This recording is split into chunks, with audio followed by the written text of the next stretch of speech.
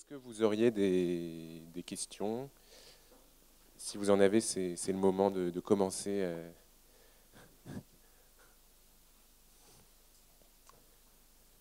Non, pas de questions.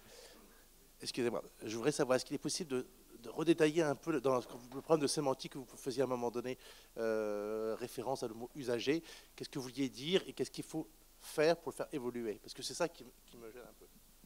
Alors, ça renvoie à un corpus de textes très précis, hein, notamment donc la loi du 2 janvier 2002 sur l'évolution des institutions sociales et médico-sociales.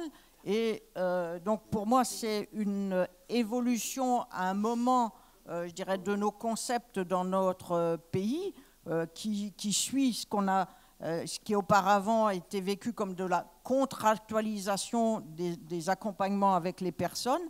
Et c'est cette loi du 2 janvier 2002 qui a créé le droit des usagers, alors qui se caractérise par le projet de vie, le livret d'accueil obligatoire, les conseils de la vie sociale, etc.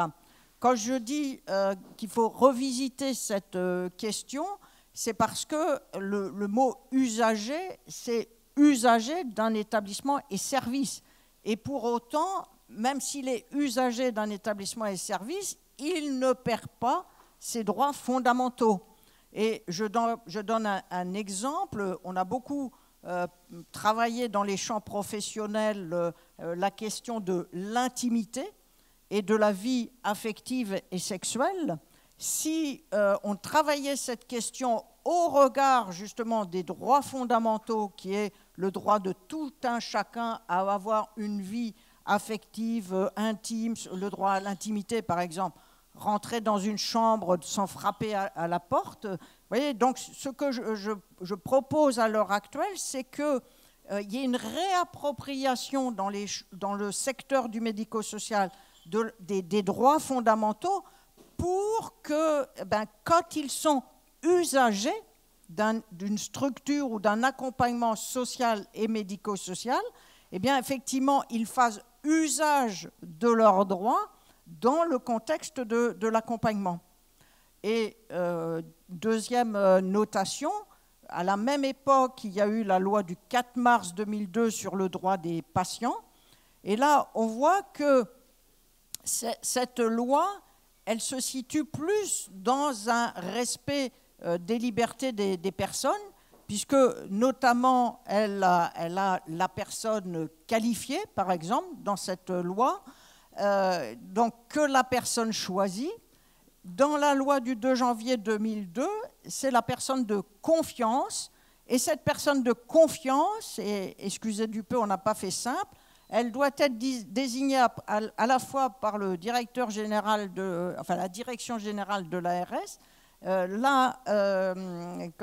les services de l'État et la présidence du Conseil général. Donc, ce qui fait que, en clair, une personne dans une structure médico-sociale, elle n'a pas ce tiers extérieur qui peut justement l'aider dans tout le débat du respect de ses propres droits et tel qu'elle l'imagine. Ce n'est pas une personne qu'elle choisit, comme dans la loi sur le droit des patients, c'est une personne extérieure, une personne nommée par des autorités. Et actuellement, c'est un sondage qu'avait fait le site hvillage.com, à peine un tiers des départements a nommé ces personnes de confiance. Alors, tout ça est revisité dans le projet de loi de la Société d'adaptation au vieillissement, mais si vous voulez, pour le dire simplement, on a, ces grandes lois, elles sont dans la tête des professionnels, droit des patients dans le champ sanitaire, droit des usagers dans le champ médico-social. Simplement, on ne les raccroche plus justement au corpus des droits fondamentaux des personnes. Alors, on a éventuellement une intervention d'Elisabeth Zuckman qui a beaucoup réfléchi sur le handicap, qui est médecin. Je ne vais pas parler du handicap, mais je voudrais dire qu'il y a un mot que j'ai envie de prononcer à la place d'usager, qui est quand même connoté par nos commerces. Je suis usagée de... Bon. Il veut que je me lève, mais ça ne change pas grand-chose, parce que j'ai qu'un mètre 50 et encore. Je ne l'ai plus. Elle est si belle. Bon. Donc, je n'arrive pas à me servir de ce terme, du tout. Par contre, j'attendais un peu, parce que Marie-Yvonne a si bien parlé de la nécessité d'être ensemble pour prendre part aux décisions qui s'imposent tout au long de la vie, entre ceux qui se donnent pour tâche d'être aidants et ceux qui ont besoin d'aide. Et ce mot que j'attendais, c'est partenaire. Partenaire de décision. C'est-à-dire prendre part et partenaire, ça, c'est dans le même registre. Et ça fait longtemps qu'on s'en sert, ça fait longtemps qu'on en rêve, que ce soit auprès des personnes âgées, enfin, auprès de toutes les personnes en situation difficile de vulnérabilité. Et nous n'avançons pas bien vite. Alors ça m'a fait réfléchir et je me suis aperçue, il était temps, que dans le fond, notre pays qui est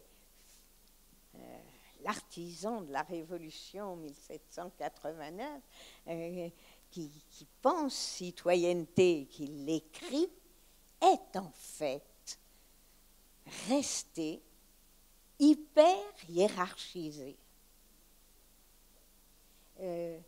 On a toujours quelqu'un qui doit nous obéir. Et nous sommes toujours très jaloux d'aider, certes, c'est ce qui nous réunit ici, être utile à autrui, mais de commander. Et ça reste absolument inconscient. Et pour moi, c'est ce qui rend si difficile l'usage du terme partenaire. Partenaire pour prendre part aux décisions. Et le dernier exemple actuel, c'est la loi Leonetti-Claes revisitée, où les médecins continuent de décider tout seuls. Les autres peuvent témoigner, on va prendre leur avis. La décision n'est toujours pas partenariale. Donc il s'agirait de transgresser, j'adore la transgression, c'est-à-dire passer de l'autre côté de cette barrière invisible qui est culturelle. C'est d'autant plus difficile qu'elle est inconsciente, qu'elle est dans notre culture, qu'on ne s'en rend même pas compte. Voilà, merci.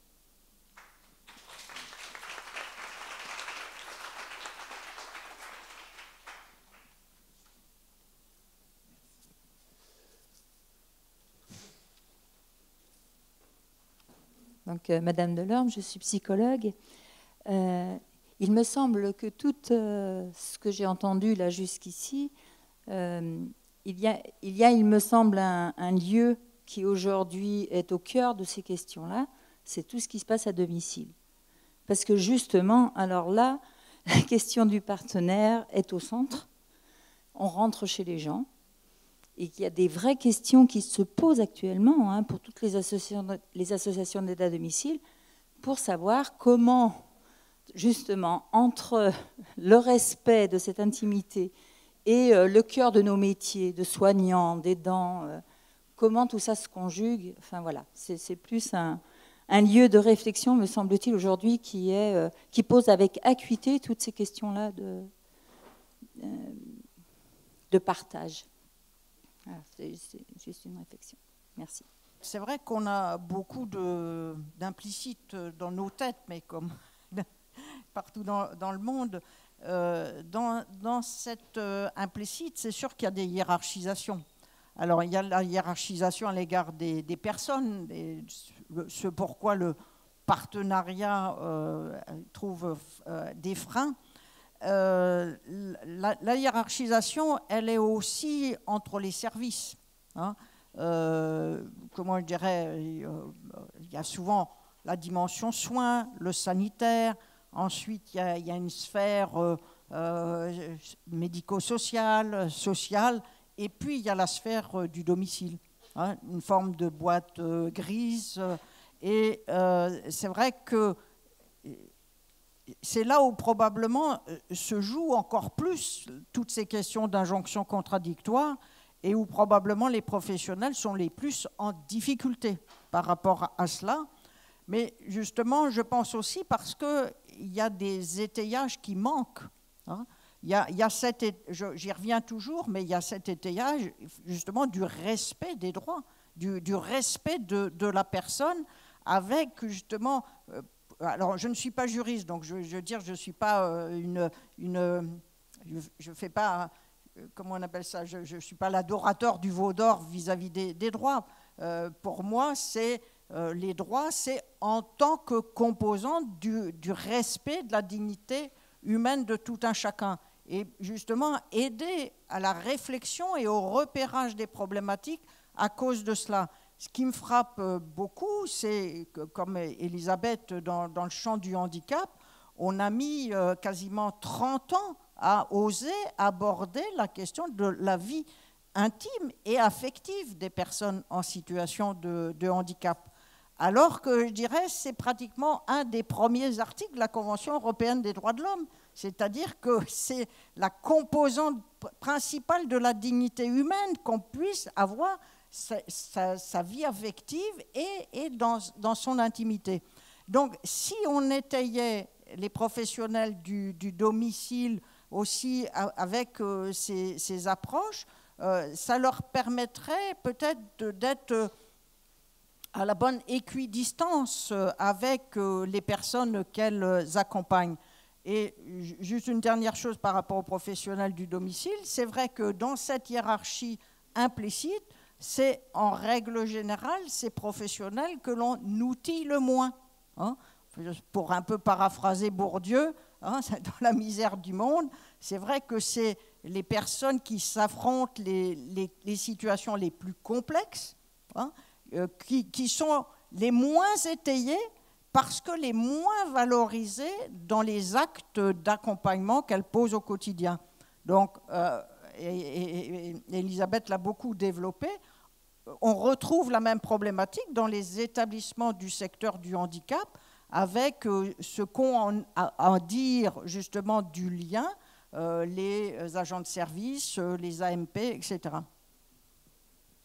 Voilà. Je vais laisser Paul Loup conclure, mais pour vous dire que même dans votre dernière intervention, vous êtes totalement en accord avec nous. Vous êtes totalement en phase. D'abord pour vous remercier vraiment de votre intervention qui est au cœur des préoccupations d'un espace éthique, c'est-à-dire rendre vie aux vraies questions. Et quelquefois, les questions les plus humbles sont les questions les plus essentielles. Et dans le discours éthique contemporain, on aborde les questions d'en haut alors que nous, on préfère être sur le terrain. Mais sur la dernière partie que vous avez abordée, on a à cœur vraiment à l'espace éthique qu'il soit accueillant également aux réalités les plus humbles des pratiques soignantes, celles qu'on voit le moins et qui ont peut-être le plus de sens pour nous. Et c'est pour ça qu'on vous invitera à notre université d'été à Nantes, l'université d'été annuelle. Là, cette année, ça va être maladies neurologiques dégénératives.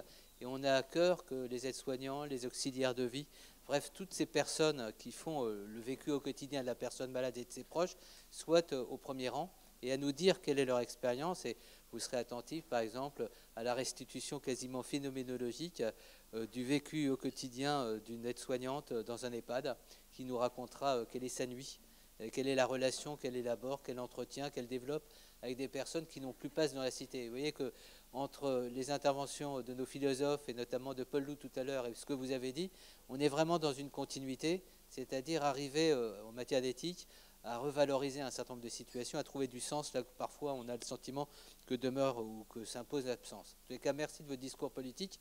Vous êtes là pour nous inspirer, on vous en remercie 1000 fois.